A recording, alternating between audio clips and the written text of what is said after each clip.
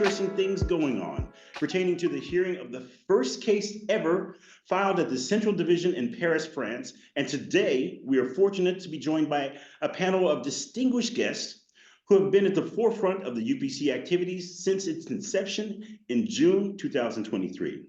Our guests today are Tilman Pfrang, Jasper Werhahn, and Niels Schuh, all of whom are very experienced UPC representatives who have been deeply involved in the UPC from the very beginning. Our guests are also currently handling an increased caseload as the UPC continues to ramp up operations. So today we'll be focused on a particular noteworthy case, and this, ladies and gentlemen, is the first ever filed at the seat of the UPC in Paris, France. This case is extremely significant for a multitude of reasons, not only due to its procedural intricacies, but also because of the major implications for the future UPC proceedings. So let's dive into this firsthand, experiences, their insights and their proceedings, and the broader impact of the landmark case. So, ladies and gentlemen, without further ado, I'd like to say hello to all of our guests, Tilman, Jasper, and Niels. Gentlemen, welcome to the show, and in French, merci d'être ici. Thank you all for joining us today. Thanks, George. Thanks for having us, George. My pleasure, my pleasure. So let's kick things off with Tilman. Tilman, can you give us an interview of the specifics of the case that we heard in Paris, and what were your main issues at stake? Can you also walk us a bit through the proceedings leading up to the hearing? Yeah, of course, George. Thank you again. The case at hand was a so-called isolated revocation action. This is normal at the Central Division in Paris because they are primarily competent for these isolated revocation actions. Interesting in that case was that we also filed in parallel an EPO opposition. So you can say it's a double attack on the patent we're talking about. Mm-hmm. Therefore, of course, there were some crucial questions for the Central Division in Paris to decide. One of them, or the most important of them, was certainly the question whether or not they should stay the proceedings. In the end, they didn't. Also, the Court of Appeal, when asked for their opinion, did not stay the proceedings, though the case went on to the oral hearing we had some days ago. Did that surprise you at all?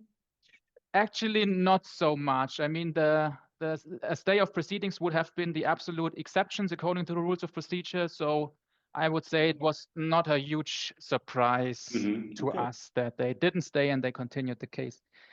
Yeah, well, how was the proceedings before the final hearing in the end? There was an exchange of written submissions. Two from each side, and then we had so-called interim proceedings, which more or less consisted of the interim hearing. So not much special in that case.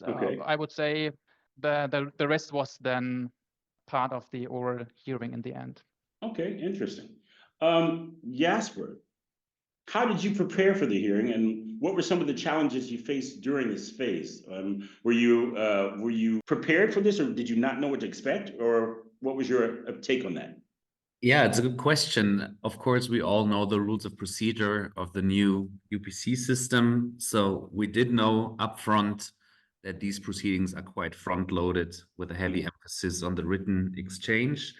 But how exactly the oral proceedings were to be conducted, nobody was really sure. So we did what we always do. You have to dig into the file. You have to know the facts and the details of the case. And we met up in Paris with the clients in the offices of Centarelli, who are part of our European litigator network, EPLN. So we had a full day to prepare for the hearing.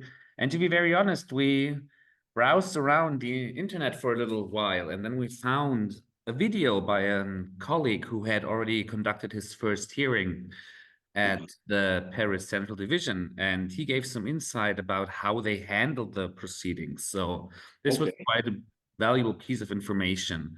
And then, of course, we all have done many proceedings in many European cities, including Munich, Düsseldorf, Hamburg, Mannheim. But Paris was new to all of us, I think, as a place to attend a court hearing. There was heavy rain in the morning. Our hotel was approximately 15 minutes foot walk from the UPC Central Division. as I said, heavy rain. There was no chance to get taxi at Yeah, this that in Paris is day. crazy. Yeah. The traffic in Paris is completely crazy. And it was as difficult to get tickets for public transportation. So in the end, we decided to walk there. We arrived there soaking wet at the address that was provided to us. And we were quite surprised to find nothing. It was just a green door. There was no sign. There was nothing. So I told the other two, I think this is not the right address. But then we called them and they said, no, this is the right address. It's the green door. That's fine. Just ring the bell.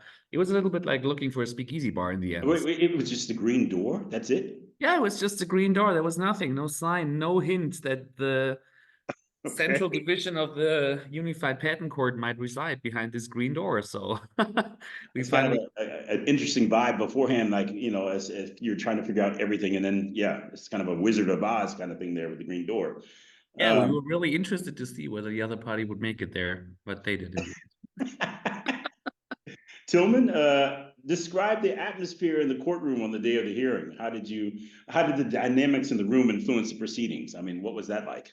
Yeah, actually, that was quite interesting to see because the courtroom they have at the Central Division is not that large. So I would say the courtroom was quite compact, which led to a dense atmosphere, more or less.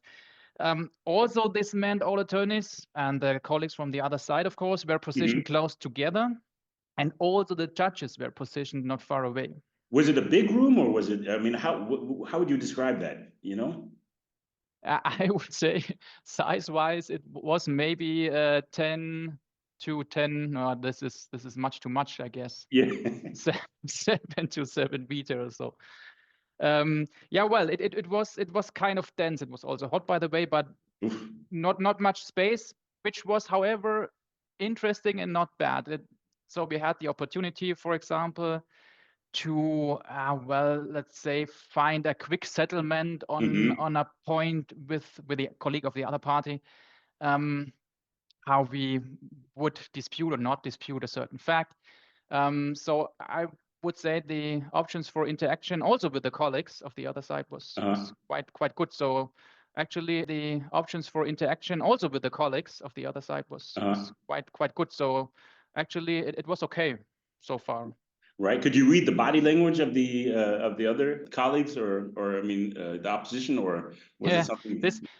This is another interesting point. Maybe we come later to that in more detail. Since the style of the proceedings was more or less longer pleadings from both parties, it was not so overly relevant how the colleagues reacted. It was also more, I think, the intention of the judges that we really address them. So when during our pleadings, we actually looked more to the judges in front of us rather than to the colleagues to the side. Right, makes sense. Niels, you've experienced firsthand the judicial approach at the UPC in Paris. Could you describe the style of the judges during the proceedings and how it contrasts with the style typically seen in Germany, in German courts? I believe on the one hand, the judges were present in the case and indeed really listen and took notes, of course, which you of course expect from the court, but very different than German court proceedings or proceedings at the EPO. You were not really introduced in the subject matter in a way that you understand the problems of the case. The introduction was very formal. It was more the presentation of the plaintiff, who was the respondent, whether there'd been an interim hearing and a procedural order was mentioned, but it wasn't really clear what would be the real discussion in the court's view. Yeah. And was that a strange feeling for you, or was that something that you're familiar with in any other way? Or we were, in that case, we were not familiar with this. In a sense, we knew what was going to happen, so that's why we prepared for this case different than in other cases. But usually, the court really wants to discuss a certain topic with you, introduces you, and tells you what they believe is the key issue. And it was really just every party was invited to plead 2 times, and it was very unclear. The first pleading was introduced by the presiding judge saying the parties may now plead their case. Right. And Yeah, that sounds a little bit confusing. Yeah, or it could be. Yeah. Jasper, with your extensive experience in handling EPO opposition cases, how would you compare the hearing at the UPC with the oral proceedings of the opposition division and the Board of Appeal at the EPO? Yeah, Tilman and Niels already gave some hints to the direction. I mean, it's quite striking that prior to the first hearings at the UPC, it was always emphasized that the UPC will adapt an approach in accordance with the EPC, which is true when it comes to the judicial side of things, but not when it comes to the practice, how the hearings are conducted. I mean, we know that at the EPO hearings, at the EPO opposition proceedings, a very partitioned approach is pursued where every topic of the discussion is discussed in isolation with a short break, and then the division to return to announce their interim decision on the particular point of issue. And this is maybe a takeaway message for all the practitioners that might be listening. You really have to have your pleadings well prepared. If you are used to the EPO practice where you can react a lot to specific questions and issues raised by the divisions, Right. has not been the case for us at the UPC. We had to be prepared to take a full pleading on all points. Wow. The proceedings right away without So that was like super front loading needed for that. Yeah. I have another question for you, Jasper. Were there any procedural aspects of the UPC that particularly benefited or hindered your arguments during this hearing? Yeah, that was the interesting connotation by the judges in the interim hearing, that what they expect us to do is not to provide any new arguments or any new facts or evidence. The only thing they expected of the hearing was for us to provide me illustrations of the facts and evidence already on file. And of course, this was then precisely the guide we had for our pleadings. All we could do is take everything we had presented in writing and try to emphasize certain aspects that we thought were particularly relevant. Due to the front-loaded nature of the proceedings with a heavy emphasis on the written proceedings, it will be very difficult to turn around any issues in the hearing. That's the feeling that we had to discuss it after the hearing. So you are limited to the illustration of arguments, mainly. But one thing I really have to say, it was very clear that the judges were all really well prepared. They were really on top of the case. They knew what we were talking about. So it felt sufficient to re-emphasize certain aspects. Just a quick question. Have you ever had that feeling where the judges weren't on top of things? Not in this particular case. Okay, got you. Niels, in a previous episode, we discussed the front-loaded nature of UPC's proceedings, just mentioned by Jasper extensively, without delving too deeply in it again. Could you briefly compare this aspect with the typical approach used in German courts? In Germany, the 2 steps, so to say. In the first submission infringement proceeding, you may allege facts, and if they're going to be disputed, you, at that point, it's legally required to really provide evidence. And from what we've learned from the UPC proceedings so far, it's way more strict. So we really need to be careful. It's really, German proceedings are front-loaded, but I believe UPC proceedings are even more. Excellent. Tilman, reflecting on the hearing, what would you say are the key takeaways for other legal professionals who will be participating in upcoming UPC hearings? I would say, George, for me, one major takeaway is the importance of a certain flexibility and thorough preparation, meaning that in the end, different scenarios are possible. We've also heard from other hearings, we've seen reports from other hearings where actually we had more kind of a question and answer set up. And here we had more the opposite, that the judges ask for long pleadings and then maybe a short response to the pleadings of the other party, meaning for your preparation as an attorney.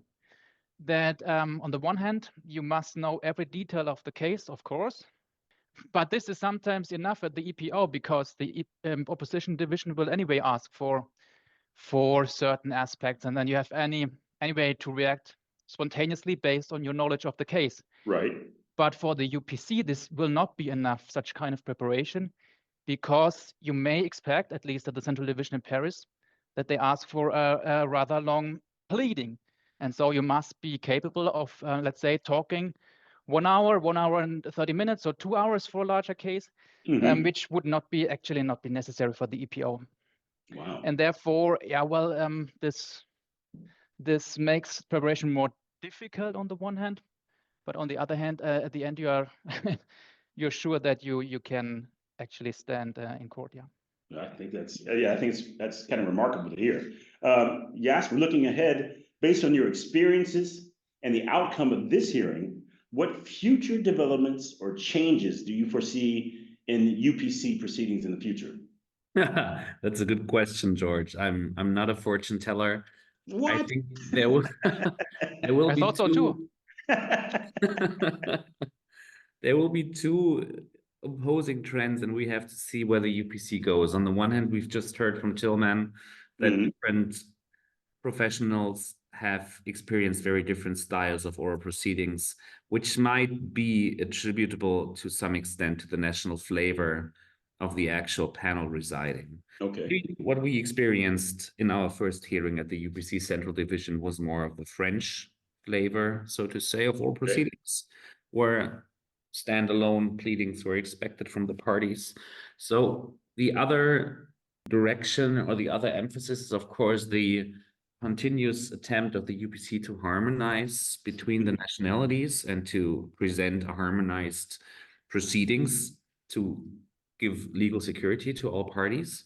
And we will have to see how this develops, whether we will experience harmonization of the way the proceedings are conducted in the future, or whether we will only see a harmonization in the case law and in the application of the rules of procedure when it comes to formal issues, but the actual style of the proceedings will be whether you plead with a French or a German or an Italian judge. It will be very interesting to see, and we will, of course, watch this closely and hopefully report to you again soon with new experiences. Yeah, so it makes it seem like it's kind of the Wild Wild West. It's kind of open. Everything is, it's like a new frontier. There's no boundaries. Is that what I'm reading from you, or is that? Yeah, this is what it feels like a little bit. And the nice thing, which I really liked, is I felt that this was true for all parties involved, including the judges. Interesting.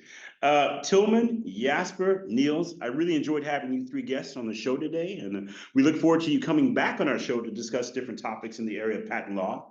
And if you would like to view the podcast or any other previous podcasts from us, be sure to check out our YouTube and website at www.meissnerbolte.com or .de. My name is George Walden. On behalf of Meissner Bolte team, Tilman Pfrang, Jasper Werhahn, and Niels Schuh, and myself, we would like to say thank you for listening. And if you have any questions or topics you would like us to talk about in the future, feel free to contact us. Until next time, au revoir and auf Wiedersehen.